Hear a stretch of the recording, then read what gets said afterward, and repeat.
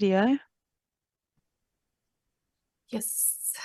Perfect. Hi, you're Hi. here with Jac Schaeffer. I will give you your timings in the chat, but as soon as my video stops, feel free to start. Enjoy. Okay, right. Thank you. So, hi, Jack. My name is Ricarda, and I'm from Serieasten.tv from Germany. When it was decided by Disney that Agatha would get her own spin-off from WandaVision, I was wondering if they approached you directly to continue to work on this, or how did you get involved with this project? Yes, I was involved before there was the idea for an Agatha show. I was developing a few different ideas for Marvel, and each idea involved Agatha in one way or another. And so eventually Kevin was like, "Well, how about we just do a show about Agatha?" And I agreed that that was the way to go. So then after that, it was sort of the question was, so if we're basing a show on Agatha, what is that show? Yeah, and that directly leads to my next question because in the comics, Agatha didn't really have like her own run of a comic so far, as far as I know at least. That's correct. And she was more of a side character. Yes. So you didn't really have that much to work with. How, in what kind of position did that put you for writing the plot of the show? I mean, as far as I'm concerned, a great position. All the work that I've done at Marvel has been, technically working on IP, working from IP, working from the comics, and working from the properties that existed before my arrival. But I'm very comfortable sort of working inside of that framework. I actually have never looked at a comic and said, this is what I'm doing. My colleagues at Marvel and the writers that I work with, historically they've put comics in front of me and we've talked about various storylines, but that my process is just thinking about like building off of what already exists in the MCU itself. And my sort of like internal engine and notion of who these characters are. Okay, is there still something from the comics in this show? Like, did you take certain storylines from existing Agatha storylines in the comics for this, or was it all like is this a completely new story? There are some threads from the comics, yes. Yes, I will just say yes, there are some. Okay.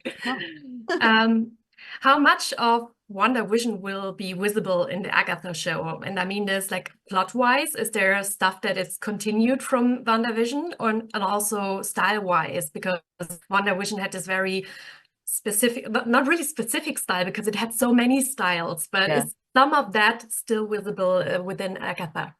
Yes, I mean, I think that it truly is a proper spin-off, in that, we are taking this character who was a supporting character and we're centering her. This is Agatha's show.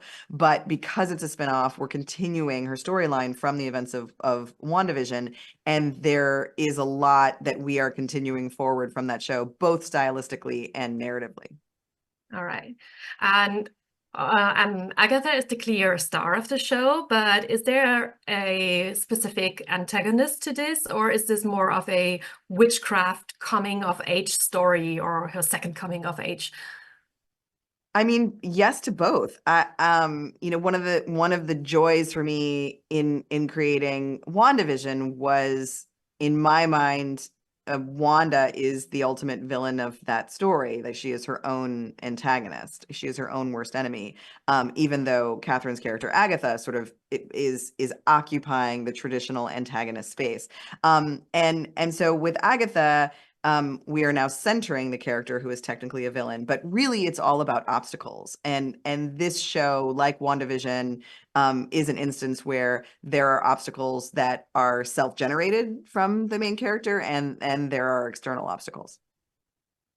What style choices did you use in terms of witchcraft? We've seen different kinds of witchcraft within the MCU so far with Wanda and Agatha mainly, but also Doctor Strange had his own sort of how the witchcraft and the sorcery is visualized. What are we seeing here in Agatha now? Yeah. So for our purposes, felt very separate from the Doctor Strange, sorcery, Chimertage world. That is, it's mysticism, and that sort of very CG language that is so cool and so beautiful was what, we felt was their department, and we were interested in creating something new.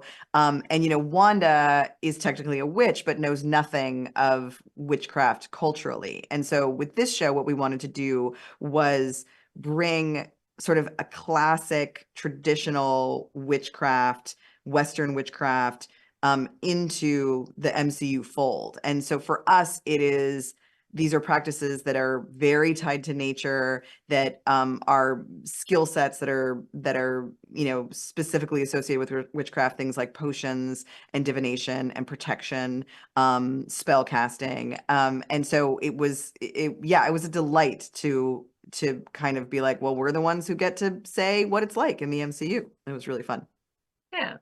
What kind of genre would you say that this show fits in mostly? I think it's so kind of like precious and pretentious of me as the creator to say this, but it is many genres. I would say it's a horror dramedy is maybe what I would say. And that's just to say that that it is comedy forward, but like WandaVision, it has dramatic elements, heartbreaking elements, sort of trying to get to the truth of what it means to be human on the planet, those kinds of moments. But unlike WandaVision, we really lean into the tropes of horror, where we were doing the tropes of sitcom and television. We tried to hit on, what are the tropes of specifically, witchcraft adjacent horror.